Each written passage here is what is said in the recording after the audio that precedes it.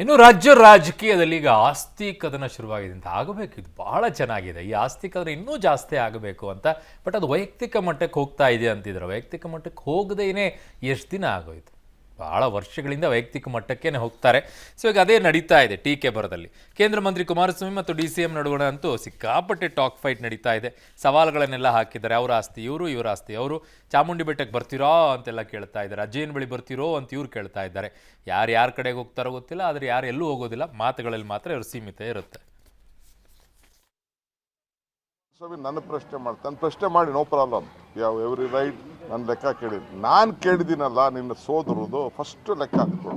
ನಂದು ನಿಮ್ಮದು ಚರ್ಚೆ ಮತ್ತೊಂದೆಲ್ಲ ಮಾಡೋಣ, ಲೆಕ್ಕ ಕೊಡೋಣ. ನಿಂದು ಪಟ್ಟಿ ಕೊಡೋಣ, ನಂದು ಪಟ್ಟಿ ಕೊಡೋ. ಪಾಪ ಎಲ್ಲ ಭಾಳ ಕುಟುಂಬದ ಕೇಳ್ತಾ ಇದೆಯಾ ಕೊಡೋಣ, ನಂದು ಕೇಳ್ತಾ ಇದೆಯಾ ಕೊಡೋಣ. ಅವೆಲ್ಲ ಏನು ಯಾವುದು ಮುಚ್ಚುಮರೆ ಏನಿಲ್ಲ.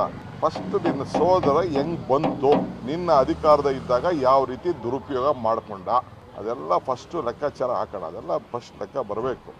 ಚರ್ಚೆ ಮಾಡಿದ್ದೇನೆ, ಏನು ವರಿ ಮಾಡಬೇಡಿ, ಎಲ್ಲದಕ್ಕೂ ತಯಾರಾಗಿರ್ತಕ್ಕಂಥವ್ ನಾನು. ಚಾಮುಂಡಿ ಬೆಟ್ಟಕ್ಕೆ ಬರ್ತಿರೋ ಇಲ್ಲ ನಿಮ್ಮ ಅಜ್ಜಯ್ಯನ ಮುಂದೆ ಚರ್ಚೆ ಮಾಡ್ತಿರೋ, ವಿಧಾನಸೌಧ ಕರೆದಿದ್ದೀರಿ, ಚರ್ಚೆ ಮಾಡಿದ್ದೇನೆ, ಏನು ವರಿ ಮಾಡಬೇಡಿ, ಎಲ್ಲದಕ್ಕೂ ತಯಾರಾಗಿರ್ತಕ್ಕಂಥವ್ ನಾನು. ನನ್ನ ಅಜ್ಜನ ಸುದ್ದಿ ನಿಂಗೆ ಬೇಡ.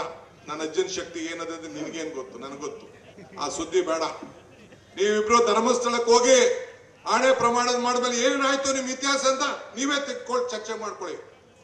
ಧರ್ಮಸ್ಥಳದ ಮಂಜುನಾಥ, ಮಾತು ಬಿಡದ ಮಂಜುನಾಥ, ಕಾಸು ಬಿಡದ ತಿಮ್ಮಪ್ಪ. ನಾವು ಸುದ್ದಿ ಅಧಿಕಾರದ ದರ್ಪ, ಅಧಿಕಾರದ ಅಹಂನಿಂದ ಇವತ್ತು ಉಪಮುಖ್ಯಮಂತ್ರಿಗಳೇನು ದುರಹಂಕಾರದಿಂದ ಮಾತನಾಡ್ತಾ ಇದ್ದಾರೆ.